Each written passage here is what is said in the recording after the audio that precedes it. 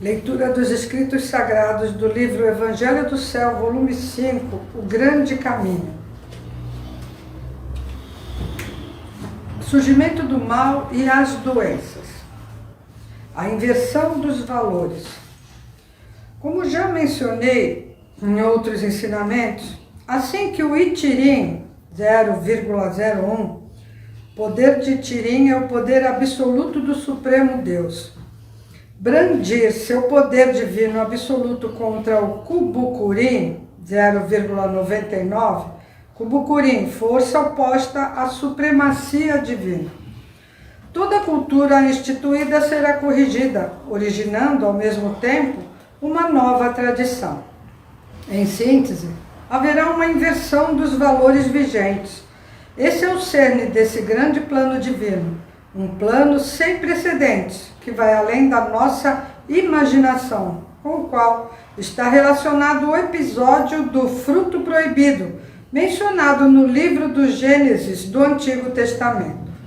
Embora, evidentemente, seja uma metáfora, a história de Adão e Eva no Jardim do Éden também oculta um profundo mistério que será esclarecido pouco a pouco. Antes, porém, é essencial que o leitor faça de sua mente uma tábula rasa. Caso contrário, não conseguirá alcançar a compreensão necessária desta obra. Como se sabe, o mal teve início quando o fruto proibido da árvore do paraíso foi comido. Mas, na verdade, esse fruto proibido representa os próprios remédios. Por meio deles, foram criadas as doenças que, por sua vez, originaram o nascimento do mal. Ao saber que o fruto proibido alude diretamente aos medicamentos, muitos se espantarão, pois a humanidade recorre a essas substâncias na tentativa de curar enfermidades desde antes da era cristã. Todavia, a razão disso vai muito além de nossa compreensão atual e, por isso, é necessário um esclarecimento detalhado. Para tanto, além de aspectos teóricos, farei uso de exemplos concretos. Peço aos leitores que, ao prosseguirem com a leitura, mantenham a mente bem aberta para a profundidade desta explicação. A origem do mal. Como já foi explicado, o ser humano é constituído de espírito e corpo, sendo regido pelo princípio segundo o qual o espírito é o principal e o corpo secundário. A causa do surgimento do mal está nas nuvens que se acumulam no corpo etéreo, e é por meio dessas nuvens que o espírito secundário, presente desde o início da vida humana, ou até mesmo uma outra entidade que tenha se associado posteriormente, é capaz de induzir o ser humano à prática de atos animalescos. Assim, o mal se manifesta, pois, em essência, as nuvens espirituais são nada mais do que o próprio mal. Portanto, fica claro que para erradicar o mal é necessário, antes de tudo, dissolver as nuvens que envolvem nosso corpo espiritual.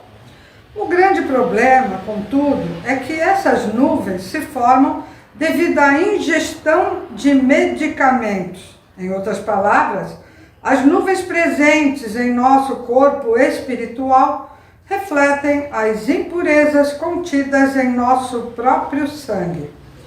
Como o sangue impuro foi gerado pelo uso de remédios, conclui-se que, caso o ser humano nunca houvesse recorrido a eles, o mal sequer teria surgido. Compreendendo essa questão, podemos afirmar que o fruto proibido do paraíso, ou seja, os remédios, foi a base para o nascimento do mal. Há, porém, um ponto a ser considerado. Os medicamentos que produziram o mal também desempenharam um papel significativo para impulsionar o progresso da cultura humana, como veremos a seguir. Primórdios do equívoco. Quando o acúmulo de nuvens espirituais afeta a saúde, perturbando as atividades instintivas do ser humano, inicia inicia-se uma ação purificadora natural para eliminar essas impurezas do sangue.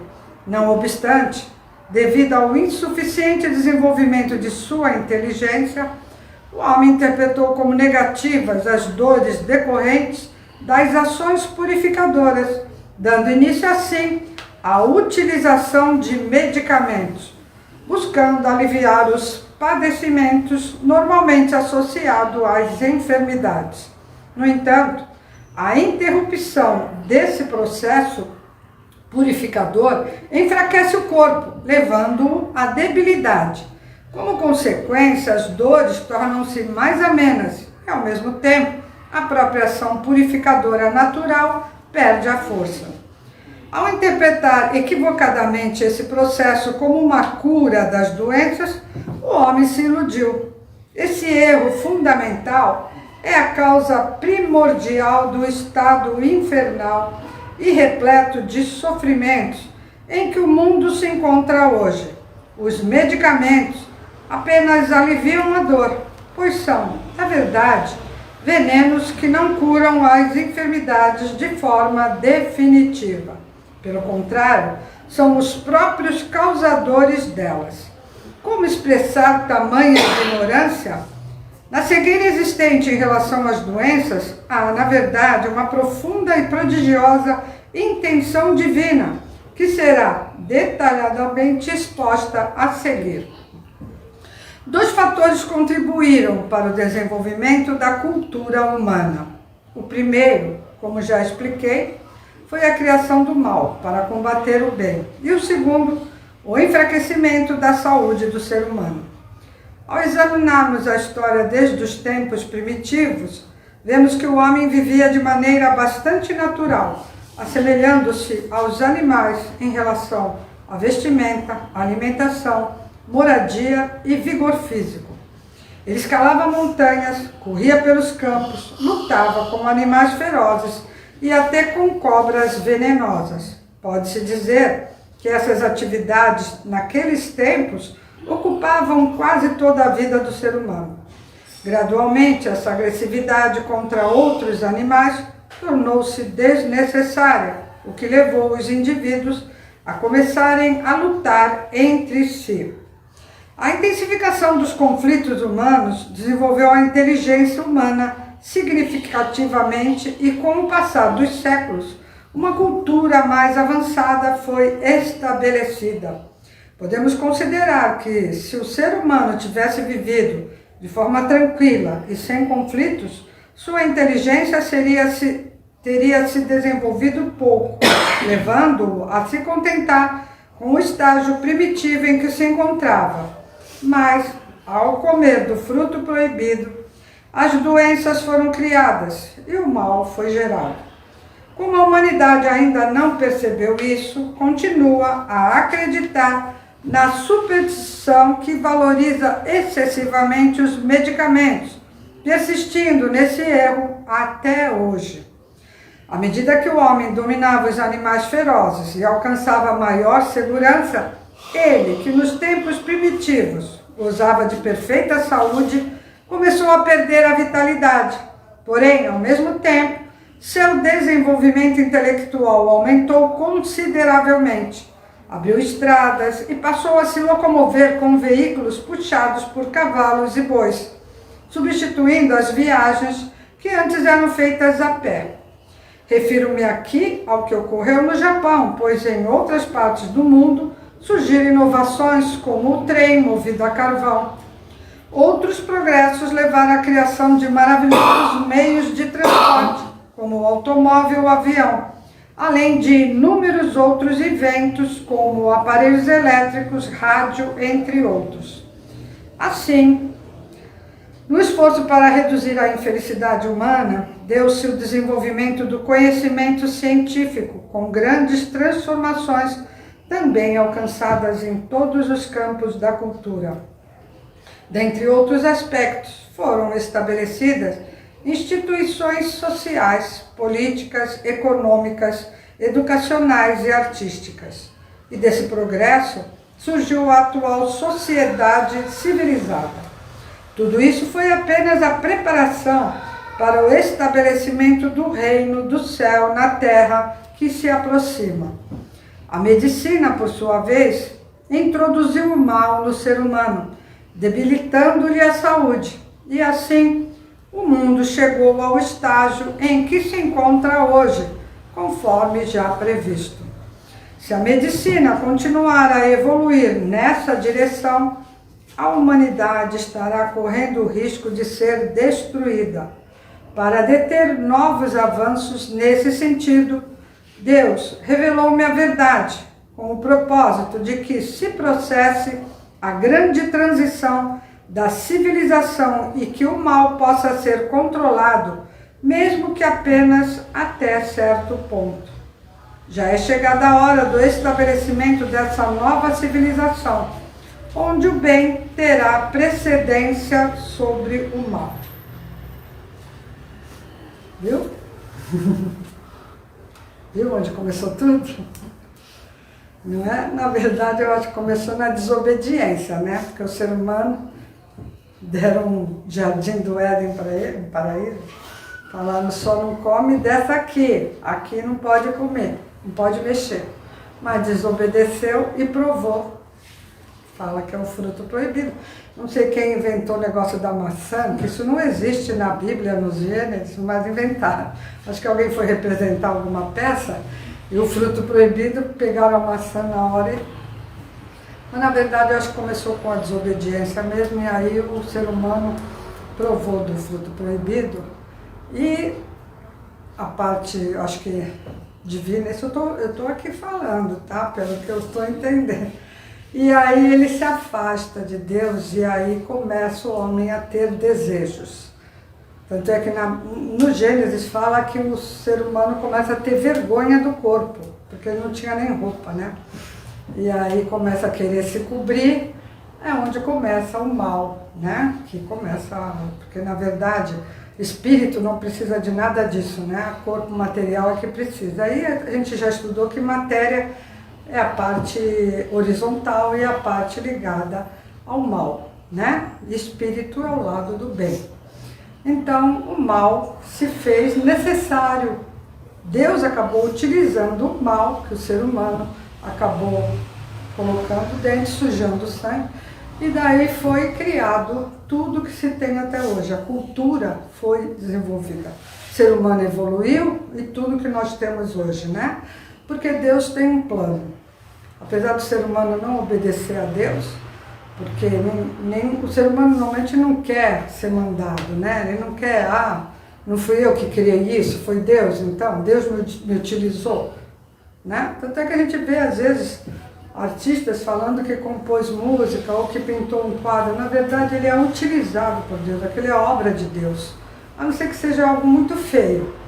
Aí pode ser falar que foi ele que fez mesmo. Mas se for a obra, coisa maravilhosa, que a gente olha e fala, nossa, como que um ser humano pôde construir isso? Ligado ao belo, né? Porque é puramente Deus, né? Utilizando o ser humano. Então, tudo isso foi criado com um propósito. Deus está, aos poucos, construindo o que vai ser o reino de Deus na Terra, né? E isso será uma nova civilização. E onde a gente ainda não tem capacidade de entendimento para chegar um pouquinho que seja desse plano de Deus, né? Lendo aqui esse ensinamento, muitas pessoas eu tenho certeza que não aceitam, né? E como no lido ontem que ele fala, se Deus é onipotente, por que ele criou o mal, né? Aqui a gente vê que não foi ele que criou, né? Foi o próprio ser humano. Então, dentro disso, vai se desenvolver uma cultura nova, mas o mal tem os dias contados. Quando não precisar mais dele, aí bota um fim. Mas então, por que Deus deixa o mal agir? Ele não age. Se a gente agir direito, de acordo com a vontade dele, não tem poder para isso, né? Porque aí você está unido com Deus, e a gente viu aqui que o poder de Tirim é 1%, né? O mal é 0,99%, mas com o poder de Deus, a gente combate o mal. Por isso que tem que estar junto com Deus. A gente não tem força para combater o mal. Adianta.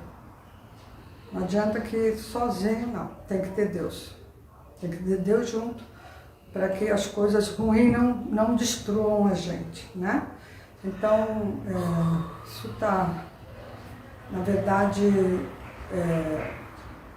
se for querer entender tudo não dá. A verdade absoluta está muito distante da gente. A gente tem uma parte da verdade, eu tenho uma parte, cada um de vocês tem uma parte, no nível de cada um a gente conhece um pouco da verdade. Quem consegue chegar num nível mais alto vai conhecer um pouquinho mais.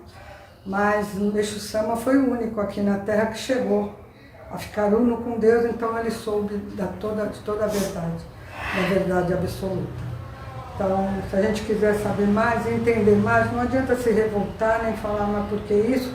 Tenta melhorar espiritualmente, que você vai captando um pouquinho mais e fala, então é isso, agora eu entendi.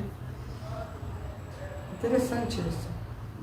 O Mishama fala que uma maneira melhor de elevar espiritualmente é fazer a leitura dos ensinamentos.